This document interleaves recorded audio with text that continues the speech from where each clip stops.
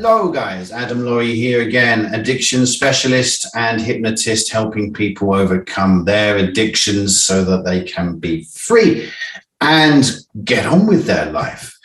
So, we want to talk today about addiction in relationships and how it affects the relationships and how the dynamic kind of works. Because a common question regarding addiction and relationships is, how can I help my loved one or my partner or my husband, wife, whatever?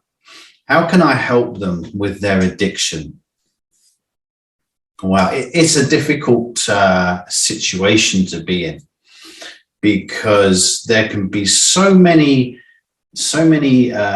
emotional and tension and lots of different things going on that affect how the dynamic of the relationship works. So if you were helping your alcoholic husband, let's take your alcoholic husband, for example, he drinks too much, and every time you speak to him about it, he gets really, really upset, defensive, starts turning the blame round on the wife. And, it can be a very, very difficult place, because those that are closest to us are often the people that will push us away the most. The people that are closest to us are less likely to take our advice, are less likely to listen when we have something to say about what they are doing. And it's a difficult thing, but what you've got to do is stay strong and stay determined. You have to give them an ultimatum. You have to set down the ground rules. You have to make them realize, this is what I'm worth. If you want to do your drinking, if you want to take your drugs, that's not going to happen while I'm around, because I'm worth more than that. And if you find that I am worth that much, you would get help. You would take the action to do something about it. And as I always say, it comes down to, how bad does someone actually want it? How bad do they want to get clean of the drugs, sober from alcohol?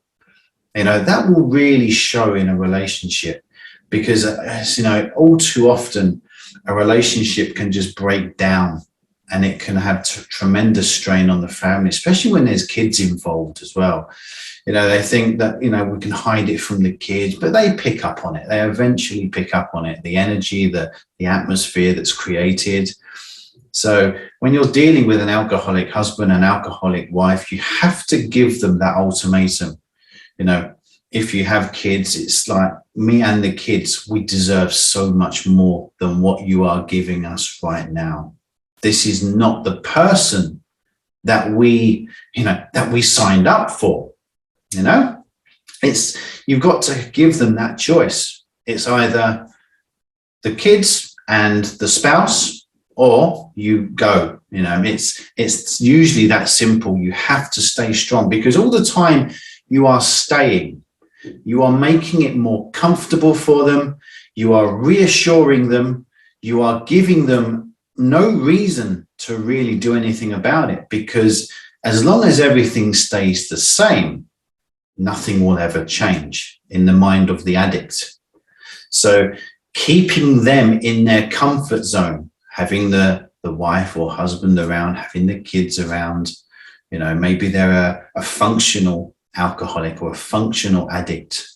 They go to work, they come home, then they drink. They go to work, they come home, they take their drugs, they get high. So it really, setting those boundaries is so important in a relationship when you're trying to help someone. And it does sound like, when you say helping someone by leaving them, by, just getting away from them, sometimes that is the best thing they can do. Sometimes someone has to lose everything to really kind of bring it home what they're actually doing. And as I said before, it will really tell you about about someone, how much they want it, how much they want that recovery, and it's, it can be a difficult thing. It is a difficult thing, but you've got to know, and you've got to understand that you are worth so much more than an alcoholic, than a drug addict can give you. So unless they are willing to get the help and support necessary to overcome their addiction, to take control of their life, to move forwards, to grow as a person. Because if two people are together and one is stuck in this addiction cycle and the other one wants to move forwards but doesn't want to leave the other one behind, that's both people stuck. And it's so unfair for the one that wants to move forwards, for the one that wants to grow, the one that wants to step out and explore the world. It's so unfair for that person. So an addict can be they are often the most selfish people, because all they think about is getting their next fix, is getting their next drink. If it's a food addict, getting their next meal or sweets or whatever it is, gambling, shopping, buying their next pair of shoes, buying the next stylish or fashionable clothing, or gambling, getting that buzz from gambling.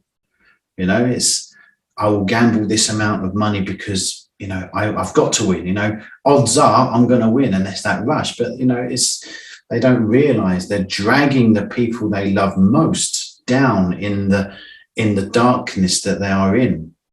So when like I said, when you've got two people, one's an addict, one's not, it can be a very, very difficult dynamic. And the one that's not an addict, you have to set the boundaries. You have to set how someone treats you. You decide how someone treats you. It's difficult when you're talking to the person you love to set that boundary, to set that rule. This is what I'm worth. I'm not going to accept anything less than that. If you're going to treat me like that, you go. I'm not even going to bother. I'm not even going to entertain that. That's not what I signed up for. See ya. Sometimes you have to be that blunt with someone that cannot see any other way, that cannot see past their own ego, that cannot see past their own selfishness.